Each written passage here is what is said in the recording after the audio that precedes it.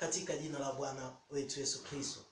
Tushirikishane neno kutoka kitabu cha Isaya sura ya 44 mstari ule wa 8. Msiogope wala msiwe na hofu. Je, sikuhubiri haya zamani na kuyaonyesha, na ninyi ni mashahidi wangu?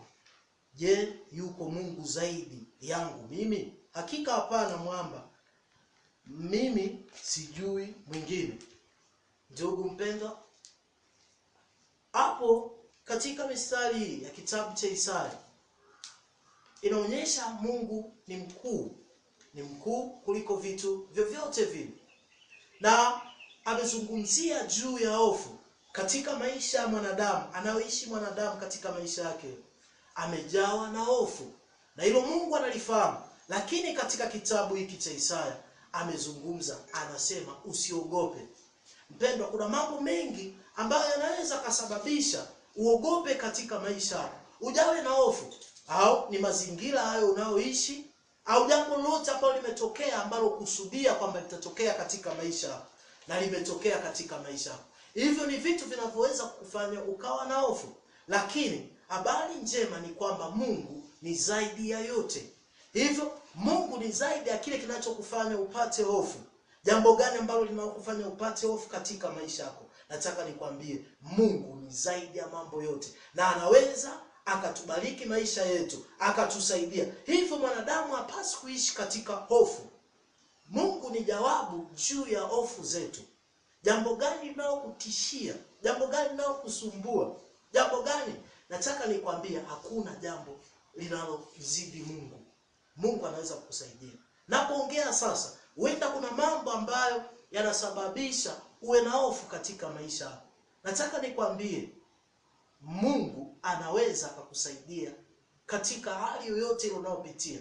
Hivyo mwanadamu utambue kwamba Mungu ni mweza, ni zaidi ya yote. Hata kile kitu kinachokupa hofu katika maisha yako, Mungu analojibu juu ya maisha yako. Usiishi katika kuwa na hofu, kwa sababu hofu itakupelekea kuishi katika maisha ya kukata tamaa, na maisha ya kukata tamaa yatasababisha usipate kuona baraka za Mungu.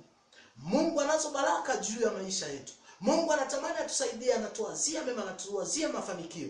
Lakini wanadamu, mazingira, kutokana na mazingira tulionayo, kwa sababu tupo duniani, kuna vitu mbalimbali vinavyoweza vikatokea vikatusababishia tukawa na hofu. Na ndio maana katika mistari tuliyosoma hii, neno limeandikwa hivi, msiogope wala msifanye hofu. Kitu gani ambacho kinakuwekea hofu katika maisha yako?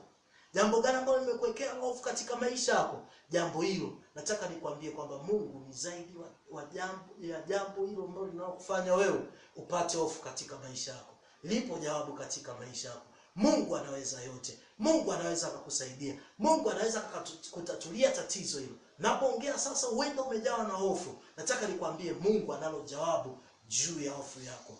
Ndugu unanisikiliza, kwa muda huu natamani sana niombe kwa ajili yako, wewe ambaye umejawa na hofu katika maisha yako. Jambo lolote linalokusumbua katika maisha yako, nataka nikwambie, Mungu analojibu. Jambo gani ambalo limekupa hofu katika maisha yako? Kwa wakati unapozungumza na moyo wako unashuhudia kwamba kuna vitu ambavyo vimekuwekea hofu katika maisha yako, kwa sababu hofu itakupelekea kukata tamaa. Wapo watu wengine wanatamani hata kujiua kwa sababu ya yale mambo kwa sababu wamejaza hofu katika maisha. Nataka nikwambie, Mungu atakusaidia. Kuna jambo la kumzidi yeye. Kwa muda huu, kwa wakati huu, natamani sana niombe juu yako, ndugu mpendwa, na niangalia sasa. Asante Mungu Baba, Mungu Mwenyezi, umewezesha, umesaidia mtoto wako apate neno hili. Kuna mambo ambayo yanamtia hofu katika maisha yake. Mungu Baba, mtie nguvu, mwezeshe, mponye shida yote ile, matatizo yote yanayomsumbua katika maisha, katika jina la Yesu, akapate kuona mafanikio kwa uweza. Maana Mungu umetuambia wewe ni mwamba, ni zaidi ya yote, katika jina la Yesu. Amen. Ubarikiwe mpendwa.